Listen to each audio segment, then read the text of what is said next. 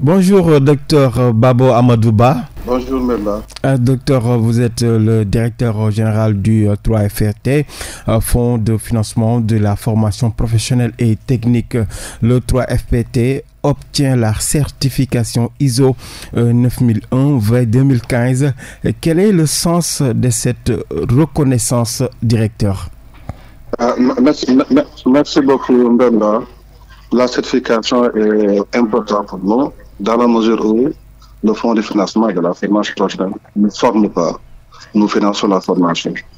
Raison pour laquelle on devrait mettre l'accent sur la qualité à deux niveaux, en amont et en aval.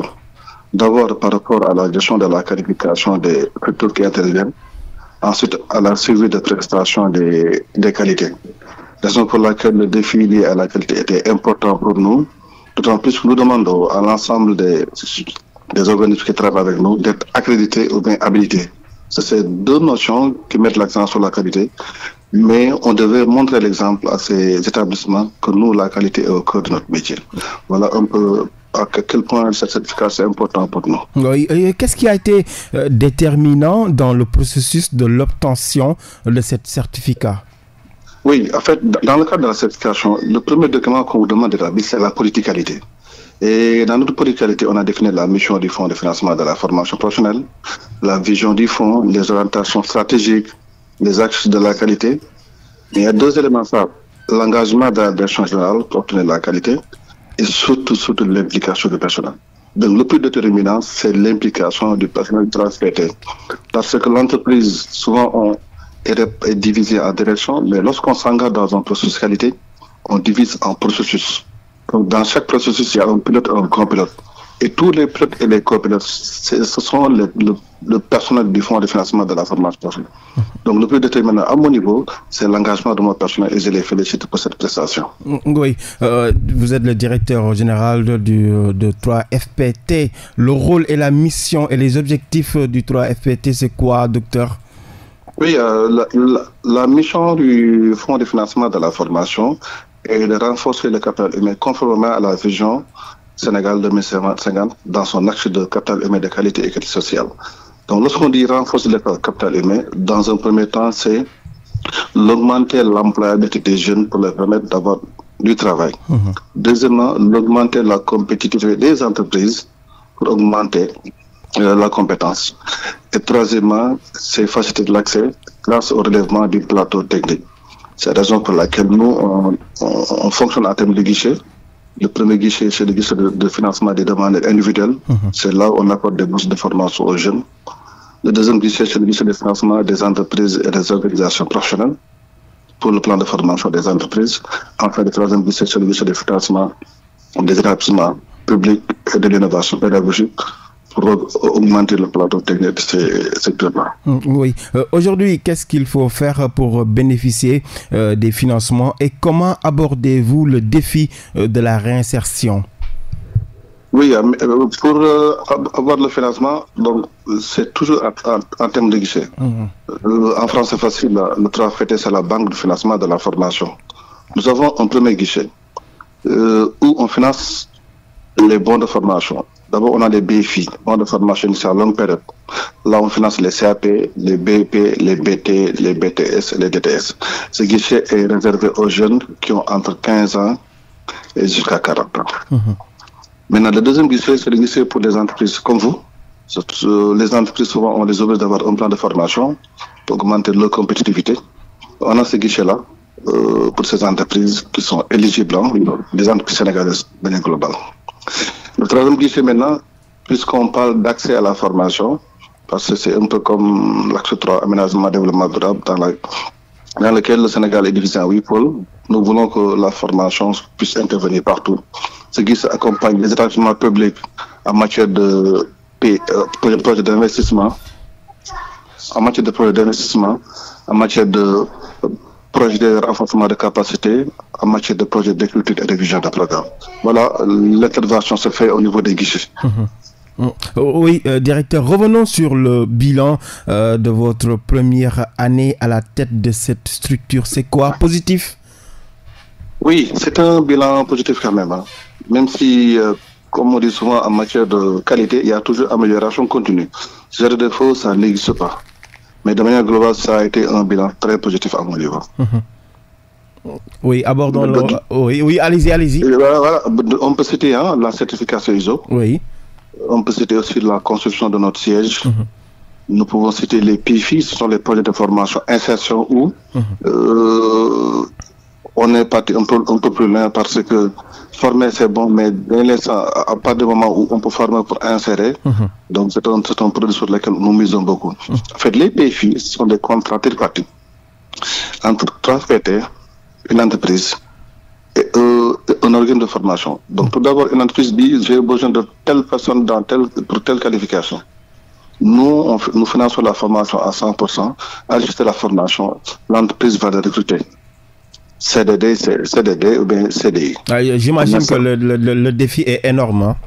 Oui, le défi est énorme. Donc on a pour l'instant 22 PFI qui, à l'issue de la formation, ça va créer 1800 emplois pour un montant de 540 millions. Donc, ce sont les défis. D'accord. Alors, rappelons que vous êtes membre du parti PASTEF, Dr Babo Amadou Ba. On va parler politique. L'Assemblée nationale a voté les résolutions de mise en accusation pour faire la lumière sur la gestion des finances attribuées à la lutte contre le coronavirus. Alors, quelle est votre lecture là-dessus? En fait, la reddition des comptes fait partie du fonctionnement d'un État. Lorsqu'on vous confie des fonds, lorsqu'on vous confie des responsabilités, à l'issue, il faut rendre compte. Ici, c'était un peu exceptionnel parce que c'était la COVID-19, dans laquelle 1000 milliards ont été mobilisés, 567 milliards par les partenaires techniques financiers, 102 milliards par l'État du Sénégal. Les Sénégalais ont cotisé à hauteur de 20 milliards et le réaménagement budgétaire, c'était autour de 210 milliards, ce qui fait 1000 milliards. Donc, à l'issue, il y a 740 milliards qui ont été officiellement dépensés. Il fallait voir là où l'argent a été dépensé. Donc, l'enquête s'est effectuée au niveau de 8 ministères. Et la Cour des comptes a distingué 4 infractions. Non-respect de procédure, surfacturation, des dépenses qui n'ont pas de lien avec la COVID-19 et des dépenses que les gens n'ont pas pu justifier. Maintenant, au début, on a commencé à interroger les DAGE. C'est normal. Parce qu'il faut revenir sur le règlement général sur la comptabilité publique, qui dit dans son article 84, les dépenses de l'État sont engagées, liquidées, ordonnées, amendées, payées. Il y avait 2 phases. La phase administrative où c'est l'ordonnateur qui le fait, et la phase comptable où pour payer. Et il est dit dans l'article 17, les ministres sont ordonnateurs de leur budget. Ensuite, il dit dans l'article 18, ils peuvent le déléguer au DAGE. Mais cependant, l'article 22 du règlement général sur la comptabilité nous dit qu'ils sont responsables du contrôle. Et à l'issue, ils pourraient subir des sanctions disciplinaires, civiles ou pénales. Donc, si les DAGE ont été appelés, parce que les DAGE ne justifient pas de privilège juridictionnel, maintenant, comme étant ancien ministre, il fallait lever leur immunité parlementaire pour être mis en accusation. Maintenant, on va les juger au niveau de la haute cour de justice. Pour l'instant, moi, je dis, ils sont présumés innocents. L'opposition parle de chasse aux sorcières, non, Babo. Je peux vous assurer qu'en fait, ce n'est pas une chasse aux sorcières. Parce que, je l'ai dit à la fin, moi, je suis légaliste. Nous, parce qu'on s'est toujours dit, on l'a écrit dans notre constitution, le peuple sénégalais est souverain, réclame le respect et la considération d'un état de droit, dans lequel l'État et les citoyens sont soumis aux mêmes normes juridiques sous le contrôle d'une justice indépendante. Jusqu'au moment où on parle, ils sont mis dans une accusation. Il y aura instruction. Vous savez, le juge enquêteur va enquêter à charge ou à décharge. S'il n'y a aucune charge envers ces personnes-là, ordonnance de non-lieu, il n'y a même pas possibilité de faire appel. Même si le juge enquête à charge et qu'il envoie un ordonnance de renvoi pour un jugement au niveau de la Cour de justice, ils sont toujours présumés innocents. Devant le juge, c'est des preuves. S'il n'y a aucune preuve de ce qu'on les accuse, on va les acquitter. Mais malheureusement, s'il y a assez de preuves aussi, le juge va prendre une décision. Moi, je pense que les gens qui parlent d'acharnement, c'est juste dans le cadre de la reddition des comptes. Parce que moi, je dis c'est important même pour nous, parce que ici au Sénégal, aucun politicien, qu'on soit PDG, ministre, ne doit pas se dire, moi, je fais tout ce que je veux et partir tranquillement. Donc l'argent du contribuable, il faut le gérer. Donc vous êtes conscient de la reddition aussi des comptes. Parfaitement. Moi, je gère un fonds de financement de la formation. Tôt ou tard aussi, je dois rendre compte parce qu'on m'a confié l'argent des Sénégalais. Donc c'est un exemple pour tout ça. Et nous, au niveau de PASTEF, nous sommes conscients de ça. Alors, après Thierno Alassane Sall, l'Alliance pour la République boycotte le dialogue politique, Babo. Oui, en fait, c'est des caprices de politiciens, il me semble. C'était prévisible, vous pensez? Bon, c'était prévisible, mais moi je dis que c'était des caprices de politiciens. Parce que c'est tellement simple. Hein. C'est vrai que le Sénégal a fait face à 3 alternances en 2000, 2012, 2024. Donc, même si on n'a pas subi de coup d'État, il faut admettre entre 11 et 12, il y a 11 personnes qui ont été tuées. Cette dernière alternance, près de 80 jeunes ont perdu la vie. On se dit qu'un pays ne doit pas y avoir de mort parce qu'on va vers des élections. Mais qu'est-ce qui se passe? On se dit maintenant, on va les dialoguer parce que c'est le système politique, le processus électoral. Il y a 3 phases. Il y a la phase préélectorale, révision de liste, dépôt de liste candidats, les parrainages, la logistique. Il y a la phase électorale, le jour de l'élection. Donc la disposition des bulletins, ensuite le dépouillement, l'arrêt des votes. Ensuite, il y a la phase post-électorale, centralisation des voix, ensuite les contentieux et déclaration de résultats. Pour chaque phase, il peut y avoir des problèmes. Maintenant, on se dit, gérer ces problèmes, il faut être proactif. Venez, on va discuter. Donc c'est le 28 mai. Le gouvernement a sorti les TDR. Moi, je dis, c'est quoi? Vous lisez les TDR. S'il y a un terme qui vous intéresse, que vous n'avez pas vu, mettez-le. Par contre, s'il y a un point sur lequel vous n'êtes pas d'accord, mettez votre amendement. Et de manière globale, c'est quoi? Réviser le code électoral. Ensuite, le statut de l'opposition. Le nombre de partis politiques. Est-ce qu'on doit voter par bulletin unique? Est-ce qu'on va aller vers tout ce qui est vote électronique? Est-ce que tu peux comprendre qu'au Sénégal, aujourd'hui, on vous dit qu'il y a 348 partis politiques. Mais à un moment donné, il faut qu'on rationalise. Et même si on aille vers la rationalisation, bientôt vous allez entendre des gens dire que oui, c'est un acharnement. Or, on parle de loi.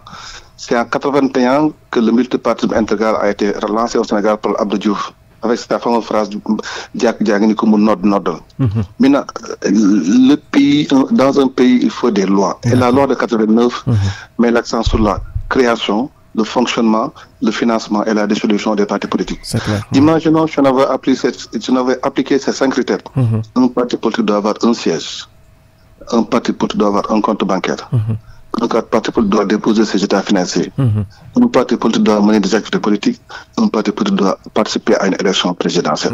Imaginons si on avait appliqué 5 critères, il va rester combien de partis politiques? Et pourtant, c'est une loi. Oui.